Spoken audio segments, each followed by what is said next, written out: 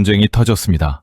전 세계가 기름 한 방울이라도 더 확보하려고 아우성치는 그 순간 자원이 넘쳐나는 나라들이 오히려 한국 앞에 줄을 섰습니다. 러시아가 손을 내밀고 아랍에미리트가 먼저 전화를 걸어왔습니다.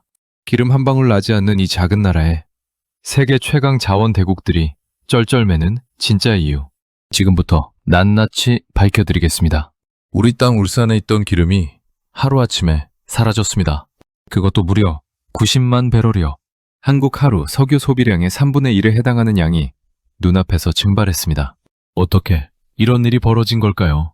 이걸 이해하려면 국제 공동 비축이라는 제도를 먼저 알아야 합니다. 한국에는 거대한 석유 창고가 있습니다. 이 창고를 외국 석유 회사에 빌려주는 거죠. 조건은 이렇습니다. 우리 땅에 기름을 보관해도 좋다. 대신 나라에 비상이 걸리면 그 기름을 한국이 먼저 살 수 있게 해달라. 평소에는 외국 회사가 자유롭게 사고팔고 위기가 터지면 한국이 우선 구매할 수 있는 일종의 보험입니다. 2026년 2월 말, 그 보험이 진짜로 필요한 순간이 찾아왔습니다. 미국과 이스라엘이 이란을 폭격하면서 전쟁이 터진 겁니다. 이란은 즉각 보복에 나서 호르무즈 해협을 틀어막았습니다. 한국이 수입하는 원유의 70% 이상이 지나는 그 길이 막혔으니 기름값이 폭등하기 시작한 거죠.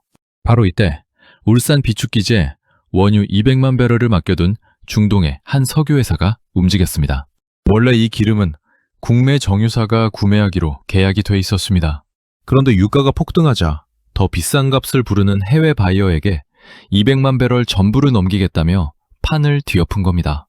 석유공사는 우선 구매권을 행사하겠다고 나섰지만 이미 해외 판매 계약이 체결된 뒤였습니다. 결과는 참담했습니다. 200만 배럴 중 110만 배럴은 겨우 붙잡았지만 나머지 90만 배럴은 한국 밖으로 빠져나가 버렸습니다. 산업부는 즉각 석유공사 감사에 착수했습니다. 이게 냉혹한 에너지 시장의 민낯입니다. 계약서에 도장을 찍어도 더 큰 돈이 눈앞에 나타나면 언제든 뒤통수를 칠 수 있는 세계. 그런데 바로 이 판국에 이상한 일이 벌어지기 시작했습니다. 러시아와 아랍에미리트가 유독 한국만 콕 집어 손을 내밀고 있는 겁니다. 러시아부터 파헤쳐 보겠습니다. 2022년 2월, 러시아가 우크라이나를 침공했습니다. 전쟁이 시작되자 서방은 러시아를 경제적으로 고립시키기로 했습니다. 그 핵심이 에너지 제재였습니다. 러시아산 원유에 가격 상한제를 걸고 수입을 단계적으로 금지했습니다. 그 당시 에너지 수출이 러시아 수입의 절반이었는데 너한테 기름 안 산다고 선언한 겁니다. 푸틴도 가만히 있지 않았습니다. 유럽으로 가는 천연가스 공급을 줄이며 맞불을 놨습니다. 제재를 풀지 않으면 겨울에 얼어 죽을 것이라는 압박이었죠. 그런데 이 판단이 치명적인 오판이었습니다. 러시아 에너지 산업의 진짜 무기는 싼 가격도 풍부한 매장량도 아니었거든요. 냉전 시절 서방과 으르렁거리면서도 에너지만은 끊지 않았던 수십 년의 신뢰.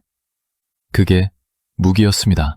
그런데 푸틴이 직접 그 무기를 부숴버린 겁니다.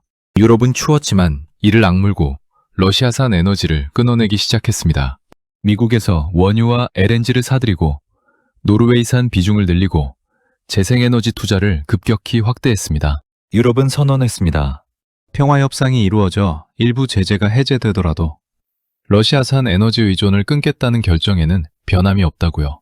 한번 깨진 신뢰는 다시 붙지 않습니다. 러시아 입장에서는 유럽이라는 거대한 단골 고객을 영원히 잃은 것이나 다름없었죠. 그렇다면 유럽을 잃은 러시아의 원유는 어디로 향했을까요? 바로 중국입니다. 얼핏 보면 나쁘지 않아 보입니다. 중국은 세계 최대 에너지 수입국이고 러시아산 원유를 거부감 없이 받아줬으니까요. 2025년 기준 중국은 러시아산 원유의 최대 구매국이 됐습니다.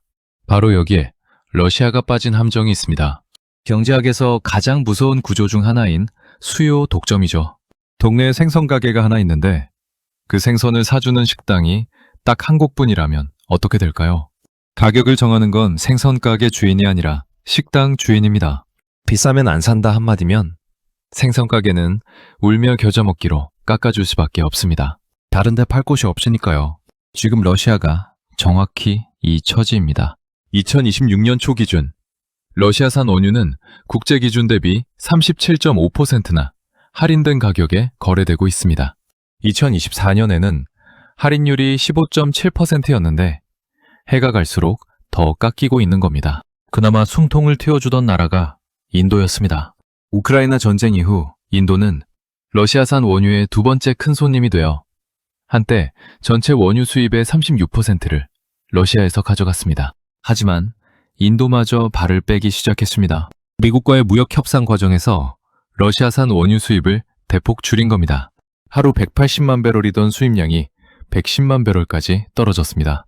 중국은 더 깎으라 하고 인도는 떠나가고 러시아는 외통수에 몰렸습니다. 그런데 러시아에게는 원유 말고 하나 더 가진 게 있습니다. 천연가스입니다.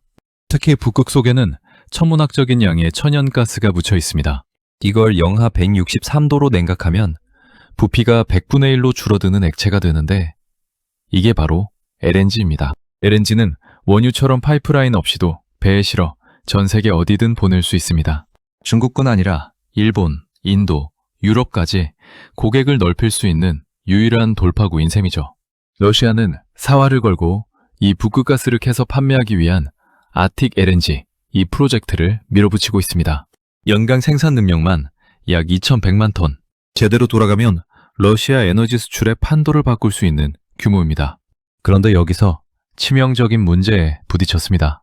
북극이니까 바다가 얼어서 일반 배로는 갈 수가 없었던 겁니다.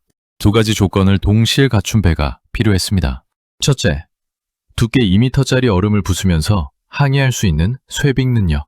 둘째, LNG를 영하 163도로 유지하면서 실어 나를 수 있는 극저온 저장 기술.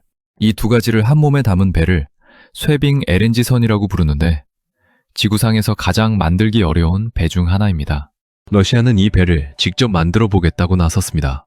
극동의 지베주다 조선소에서 자체 건조를 시도한 거죠. 원래 이 프로젝트는 한국 삼성중공업이 기술 파트너였습니다. 삼성중공업이 선체 블록을 만들어 보내주고 지베주다가 최종 조립하는 방식이었죠.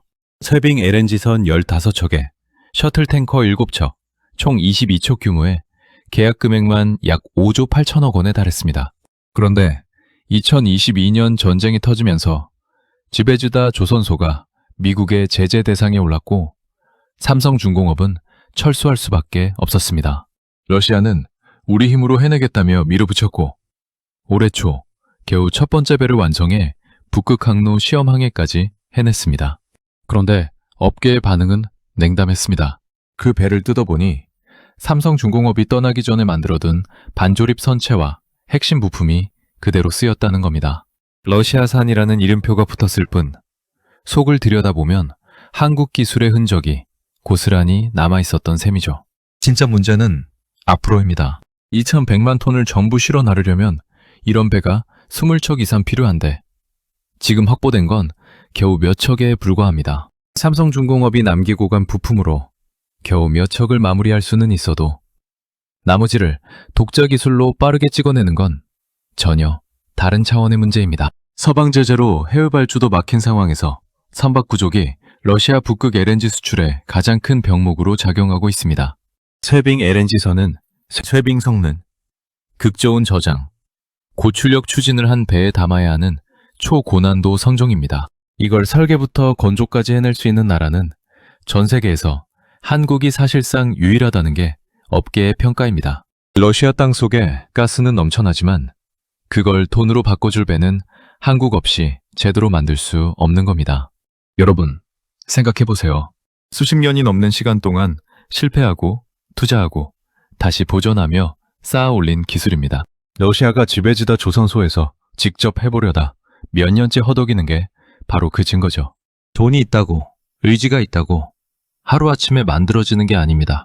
그래서 한국이 호르무즈 봉쇄 사태 속에서 러시아산 원유 수입을 검토하자 푸틴의 최측근 드미트리 트루트네프 특사가 즉각 반응했습니다. 한국의 검토 소식을 공유하며 똑똑한 나라들은 다 그렇게 한다고 적은 겁니다. 사실상 한국이 현명한 선택을 한다고 반기는 거였죠. 러시아에게 한국은 단순한 원유 고객이 아닙니다. 중국 의존에서 벗어나게 해줄 수 있는 기술 파트너이자 북극 LNG의 미래를 열어줄 유일한 열쇠인 겁니다. 자원은 땅 속에 묻혀 있으면 그냥 돌덩이입니다. 그걸 꺼내고 옮기는 기술을 가진 쪽이 진짜 갑이라는 것. 러시아가 뼈저리게 느끼고 있는 중입니다. 놀랍게도 한국에 목을 메고 있는 나라가 러시아만이 아닙니다. 중동의 아랍에미리트는 러시아와는 완전히 다른 이유로 어쩌면 더 절박하게 한국을 필요로 하고 있습니다.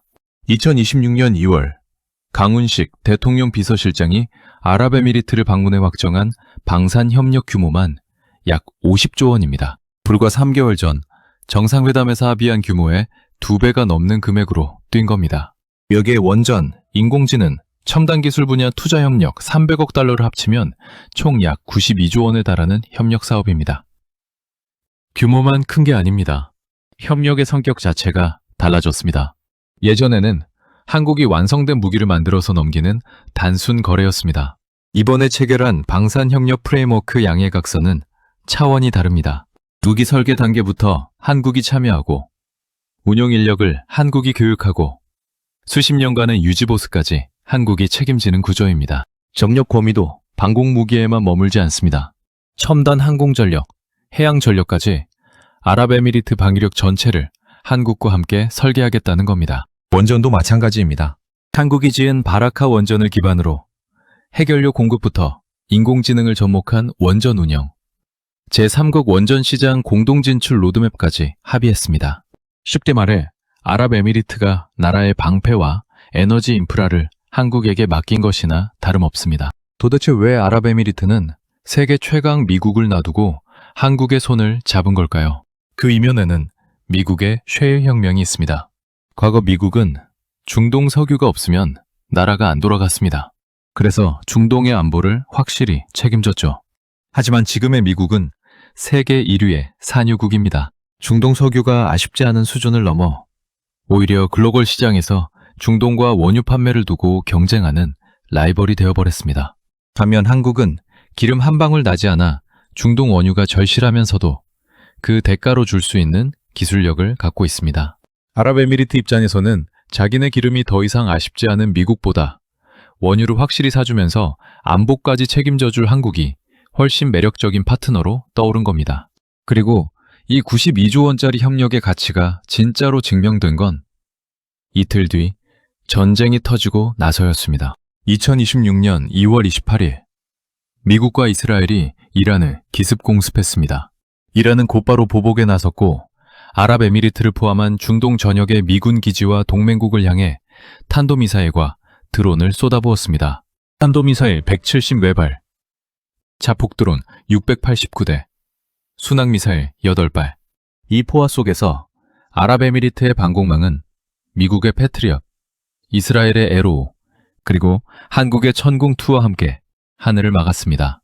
종합 요격률 90% 이상, 그중 천궁2의 요격률은 무려 96%를 기록한 것으로 확인됐습니다.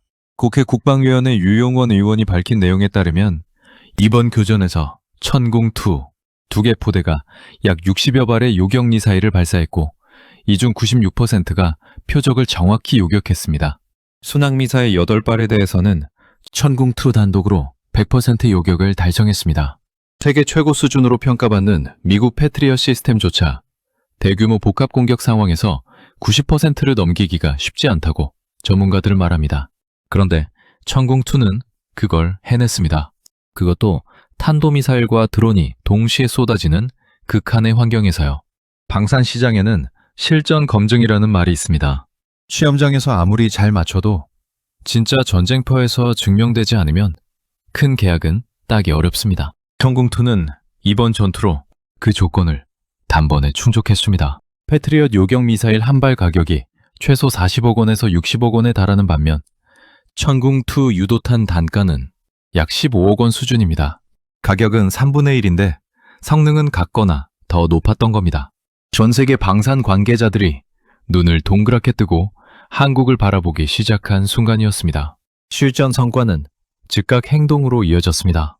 전쟁이 시작되고 불과 닷새 만에 아랍에미리트는 한국 정부에 천궁2 요격미사일 추가 물량을 긴급 요청했습니다.